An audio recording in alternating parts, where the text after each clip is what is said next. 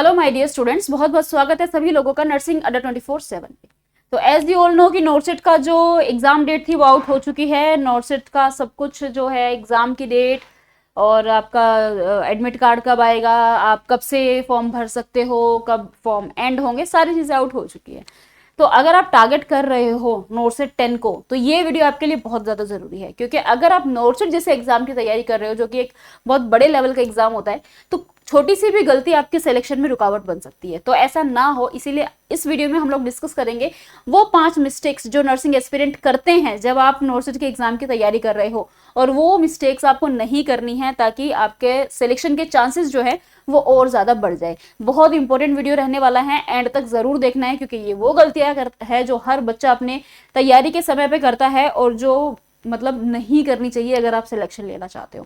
तो चलिए स्टार्ट करते हैं। वही सबसे पहली और मोस्ट इंपॉर्टेंट मिस्टेक जो आप लोग कर रहे हो कि आप पढ़ तो रहे हो लेकिन आप सिलेबस के अकॉर्डिंग नहीं पढ़ रहे हो। जो ऑफिशियल सिलेबस है आप उस हिसाब से नहीं पढ़ रहे हो। आप कुछ भी पढ़ रहे हो, रैंडमली पढ़ रहे हो, रैंडम टॉपिक्स उठा रहे हो, रैंडम बुक्स उठा रहे हो और आप पढ़ रहे हो। ये सबसे पहली गलती होती है। तो मेक श्योर कि जब भी आप नोटसेट जैसे एग्जाम की तैयारी करने बैठे हैं तो ऑफिशियल सिलेबस के अकॉर्डिंग ही पढ़े। जो आपका ऑफिशियल सिलेबस है एम्स की वेबसाइट पर भी अवेलेबल होगा। तो जो ऑफिशियल वेबसाइट है एम्स की, जो ऑफिशियल वेबसाइट पर सिलेबस अवेलेबल है उसी के अकॉर्डिंग पढ़े। जो नर्सिंग का सिलेबस है, जो नर्सिंग के सब्जेक्ट्स है, जो इंपॉर्टेंट टॉपिक्स है, उसी अकॉर्डिंग से आपको पढ़ाई करनी है। रेंडमली नहीं उठाना है कि चलो सो के उठे, चलो कुछ भी उठाया और कुछ भी पढ़ लिया, ऐसे नहीं करना। एक सिस्टमैटिक तरीके से पढ़ना है, एक प्रॉपर सिस्टम बनाना है कि भाई ये मेरी बुक्स रहने वाली है, इन बुक्स को मैं प्रेफर करने वाली हूँ और ये टॉपिक्स मुझे आज करने हैं, ये टॉपिक्स मुझे कल करने हैं, और सारी चीजें जो है वो सिलेबस के अकॉर्डिंग ही होनी चाहिए अगर आप तैयारी करने बैठे हो। दूसरी गलती जो आप लोग कर रहे हो, वो सबसे बड़ी गलती है, वो है एमसीक्यू प्रैक्टिस को इग्नोर कर देना। अब बच्चे क्या करते हैं कि भाई बुक्स उठाई और थ्योरी पढ़ना शुरू कर दिया और बस थ्योरी पढ़े ही जा रहे हैं, पढ़े ही जा रहे हैं, पढ़े ही जा रहे हैं। भाई थ्योरी पढ़ने से कुछ नहीं होगा, थ्योरी पढ़ने से ही सिलेक्शन नहीं होता। थ्योरी पढ़ना बहुत ज़्यादा ज़रूरी है, लेकिन जितना ज़्यादा थ्योरी पढ़ना ज़रूरी है उतना ही ज़्यादा क्वेश्चन को प्रैक्टिस करना भी बहुत ज़रूरी है। क्योंकि अगर क्वेश्चन प्रैक्टिस करोगे ही नहीं तो क्वेश्चन किस प्रकार से आता है और उसको किस तरीके से अटेम्प्ट करना है यही आपको नहीं आएगा। तो मेक श्योर कि पहली बात तो आप डेली एमसीक्यू प्रैक्टिस करो। बहुत सारी बुक्स अवेलेबल है, यूट्यूब पे हम लोग डेली एमसीक्यूज करवाते हैं। तो डेली आपको एमसीक्यू प्रैक्टिस करनी है।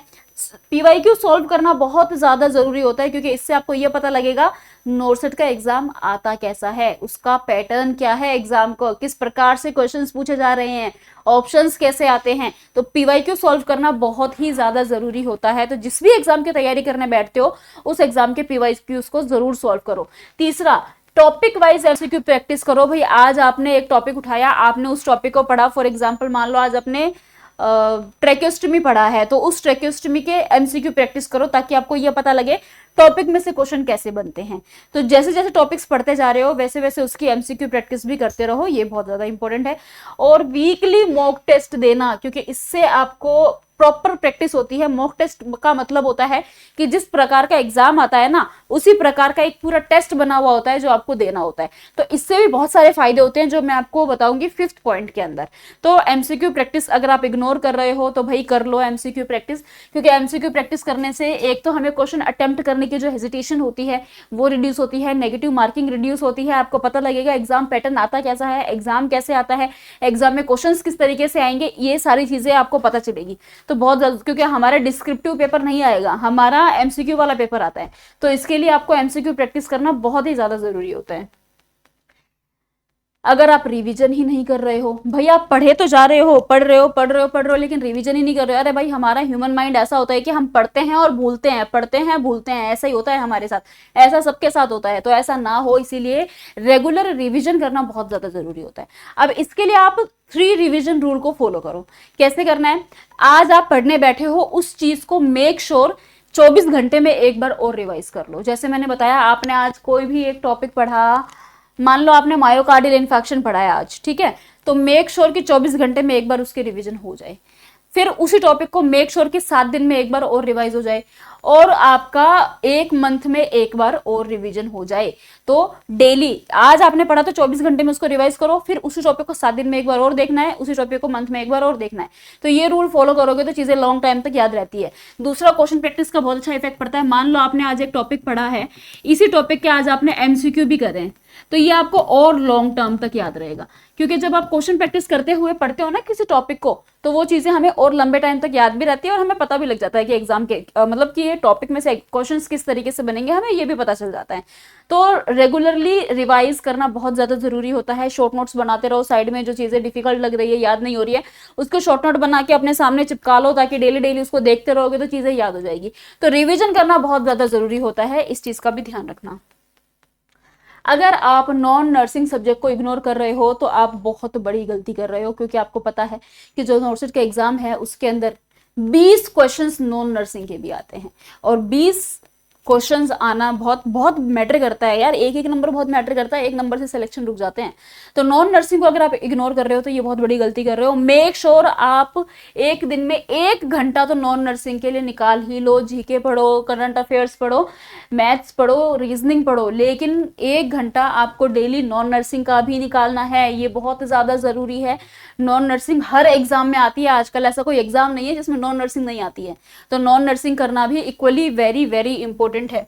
और last but not least and most important चीज, अगर आप मॉक टेस्ट दे ही नहीं रहे हो, आप पढ़ रहे हो, आप बुक से क्वेश्चंस भी कर रहे हो, लेकिन आप मॉक टेस्ट ही नहीं दे रहे हो। अगर आप मॉक टेस्ट दोगे नहीं, टाइम मैनेजमेंट कैसे होगा एग्जाम में? भाई एग्जाम में तो एक टाइम है, भाई इतने समय में आपको इतने क्वेश्चन अटेम्प्ट करने हैं। एक क्वेश्चन को अटेम्प्ट करने के लिए मुश्किल से आपको 45 सेकंड मिलते हैं। अगर आप क्वेश्चन प्रैक्टिस नहीं करोगे, मॉक टेस्ट नहीं दोगे, तो आपकी प्रैक्टिस कैसे होगी कि एक क्वेश्चन को आपने 45 सेकंड के अंदर पढ़ना भी है और उसका आंसर भी करना है, समझ के उसको आंसर भी करना है। ये तभी होगा अगर आप रेगुलरली मॉक टेस्ट दोगे। तो अगर मैंने जैसा कि आपको पहले बताया था, वीक में एक मॉक टेस्ट दे दो, तो इससे क्या होगा, आपका एग्जाम में टाइम मैनेजमेंट अच्छा होगा, क्योंकि आपकी प्रैक्टिस हो जाएगी। जब आप देते रहते हो ना मॉक टेस्ट, तो आपकी प्रैक्टिस होती रहती है कि कैसे मुझे जल्दी से जल्दी आंसर करना है। प्लस अब कई लोगों का क्या होता है कि जब वो एग्जाम देने बैठते हैं, क्वेश्चंस पढ़ के वो एंग्जाइटी हो जाते हैं, एंजाइटी हो जाती है, नर्वस हो जाते हैं। जब आप क्वेश्चन प्रैक्टिस करते रहोगे करते रहोगे करते रहोगे तो आपकी एंजाइटी भी रिड्यूस होगी। तीसरा most important, negative marking reduce होती है। क्यों? क्योंकि आपको पता लग जाता है कि मुझे पेपर कैसे अटेम्प्ट करना है। भाई एक क्वेश्चन मेरे सामने है, मैंने उसको पढ़ लिया, मेरे को उसके बारे में एबीसीडी कुछ नहीं पता, तो ऐसे क्वेश्चन को अटेम्प्ट करना ही नहीं है। या मैंने एलिमिनेशन मेथड का यूज करा, जो ऑप्शन मुझे लग रहे थे कि इसका आंसर हो ही नहीं सकता, मैंने उसको एलिमिनेट कर दिया। अब मेरे पास 2 बचे हैं, अब उसमें से 50-50 है, तो आपने उसमें अगर मान लो कभी आपने टॉपिक पढ़ा है, कभी आपको एक क्वेश्चन पे ज्यादा वेटेज लग रही है, एक ऑप्शन पे ज्यादा वेटेज लग रही है, आपने उस पर आंसर कर दिया, तो नेगेटिव मार्किंग रिड्यूस होती है जब आप रेगुलरली मॉक टेस्ट देते रहते हो कि हाँ इस तरीके से अगर क्वेश्चन पूछा गया है, मुझे उसके बारे में कुछ नहीं पता, मुझे आंसर नहीं करना है। तो ये भी बहुत इंपॉर्टेंट है। और आपको पैटर्न पता लग जाता है एग्जाम का। जैसे मैं नोटसेट की बात कर रही हूँ, तो आपने नोटसेट के मॉक टेस्ट देने शुरू किए, तो मॉक टेस्ट मैंने बताया बिल्कुल वैसा ही बनाया जाता है जैसा कि नोटसेट का पेपर आता है, उसी हिसाब से बनाया जाता है।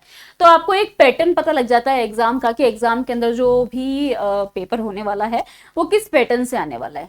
तो इसीलिए मॉक टेस्ट देना भी बहुत ज्यादा जरूरी है। तो ये 5 गलतियां अगर आप कर रहे हो आज अभी इसी वक्त, इनमें से जो भी गलती कर रहे हो ना, उसको वहीं खत्म कर दो और उसको कैसे हमें ठीक करना है उस पर चले जाओ। क्वेश्चन प्रैक्टिस नहीं कर रहे हो तो करो, टाइम मैनेजमेंट नहीं बना रहे हो तो बनाओ। अगर आप जो है सिलेबस के अकॉर्डिंग नहीं पढ़ रहे हो तो आज ही उठो, अपना सिलेबस देखो, भाई मेरा सिलेबस क्या है। मैंने बहुत सारी वीडियोस बनाई हुई है टाइम टेबल के ऊपर, पहले भी एक बार देख लेना किस तरीके से आपको टाइम टेबल बना के सिलेबस के अकॉर्डिंग पढ़ना है। और इस एक दिन यानी 24 घंटे का जो आप टाइम टेबल बना रहे हो, उसमें आपके स्लीपिंग आवर्स भी निकलने चाहिए, उसमें आपको रिविजन का टाइम भी देना होता है, उसमें आपको एक दिन में एटलीस्ट 2 सब्जेक्ट के टॉपिक्स करने हैं, और उसी के अंदर आपको रिविजन भी करनी है, नॉन नर्सिंग भी करनी है। ये सारी चीजें आपके 24 घंटे के अंदर आ जाएगी बहुत आराम से। आप मेरा कोई भी एक वीडियो देख लेना टाइम टेबल का, तो अच्छे से टाइम टेबल बनाओ और सिलेबस के अकॉर्डिंग पढ़ाई करो। जो पढ़ाई कर ही रहे हो, इतनी मेहनत कर ही रहे हो। एक चीज मैं आपको और बता देती हूँ भाई, टिप है ये, जब भी पढ़ने बैठते हो ना, तो जो भी नर्सिंग फैक्ट्स हैं, ड्रग के डोजेस वगैरह है, कोई भी ऐसा प्रोसीजर है या कोई भी ऐसी चीज आपके सामने आई है जो आपको नहीं याद नहीं हो रही है, उसके शॉर्ट नोट बना लो। ये बाद में आपको रिविजन करने के बहुत हेल्प मिलेगी। अगर मान लो आप कोई चीज पढ़ रहे हो, आपको लग रहा है कि एग्जाम के पॉइंट ऑफ व्यू से इंपॉर्टेंट है, तो उसको शॉर्ट नोट बना लो। तो इससे क्या होगा कि एग्जाम के टाइम पे जल्दी रिवीजन हो जाएगा इन चीजों का। तो ये थी भाई वो टॉप 5 मिस्टेक्स जो अगर आप कर रहे हो तो आज ही इसको बंद कर दो और अच्छे से तैयारी करना शुरू करो। दूसरी बात ये कि अगर आप नोटसेट के एग्जाम की तैयारी कर रहे हैं और अगर आप हमारे साथ तैयारी करना चाहते हैं तो भाई होली की सेल अभी भी लाइव चल रही है, आप इनरोल कर सकते हैं क्योंकि यहाँ पर आपको मिलेगा सभी बैचेस पर 78% ऑफ। साथ में अगर आप कूपन कोड यूज कर लेते हैं YT05 तो आपको मिलेगा एक्स्ट्रा डिस्काउंट। तो कैसे इनरोल करना है? इनरोल करने के लिए आपको जाना है गूगल पे और सर्च करना है अड्डा 24/7। सबसे ऊपर वाली वेबसाइट पे क्लिक करना है, ऑल कोर्सेज पर जाओगे और इधर नीचे नर्सिंग पे जाओगे, यहाँ पे आपको सारे बैचेस शो हो जाएंगे। नोटसेट पे क्लिक करोगे, नोटसेट 11 का बैच भी लॉन्च किया हुआ है, ठीक है, क्योंकि अगर मान लो कोई ऐसे बच्चे अभी फ्रेशर है, पास आउट हुए हैं और नोटसेट 11 को टारगेट कर रहे हैं तो वो इस बैच में इनरोल कर सकता है, क्योंकि नोटसेट जैसे एग्जाम की तैयारी करने के लिए आपको मिनिमम 6 मंथ तो चाहिए ही चाहिए। और जो अभी नोटसेट 10 आने वाला है इसके लिए आपका ये बैच है 3.0 2498 का बैच है, 78% ऑफ मिल रहा है। यहाँ से बाय नाउ करके कूपन कोड लगा देना YT05। जैसे ही अप्लाई करोगे आपको और ऑफ मिल जाएगा, 2385 में आपको ये बैच मिल जाएगा। तो आपको कूपन कोड यूज करना है YT05 for the extra 2% discount. दूसरी बात ये कि अगर आज आप इनरोल करोगे तो आपको हर बैच पे मिलेगी 2x वैलिडिटी और प्लस आपको मिल रही है 3 मंथ की एक्स्ट्रा वैलिडिटी। तो बहुत ही बढ़िया ऑफर आपको आज मिल रहा है अगर आप इसमें इनरोल कर लेते हो। बट अगर ऐसा है कि आप नोटसेट के अलावा भी किसी एग्जाम की तैयारी कर रहे हो तो आप नर्सिंग महापैक में इनरोल कर सकते हो। ऑल इन वन पैक होता है, एक ही मतलब बहुत सारे एग्जाम का एक ही पैक है। चाहे आप नोटसेट की करो, RRB की करो, RML की करो, EMRS की करो, BTSC की करो, DSSB की करो, जिसकी भी तैयारी कर रहे हो, ऑल इन वन पैक होता है, अलग अलग लेने की जरूरत नहीं है। सेम ऐसे ही बाय नाउ करके कूपन कोड लगा देना YT05। जैसे ही अप्लाई कर दोगे 2456 में आपको ये बैच मिल जाएगा। अगर कोई क्वेरी है तो 9240231061 जो स्क्रीन पे नंबर शो हो रहा है, इस नंबर पे कॉल करके बात भी कर सकते हो। All the very best, thank you so much.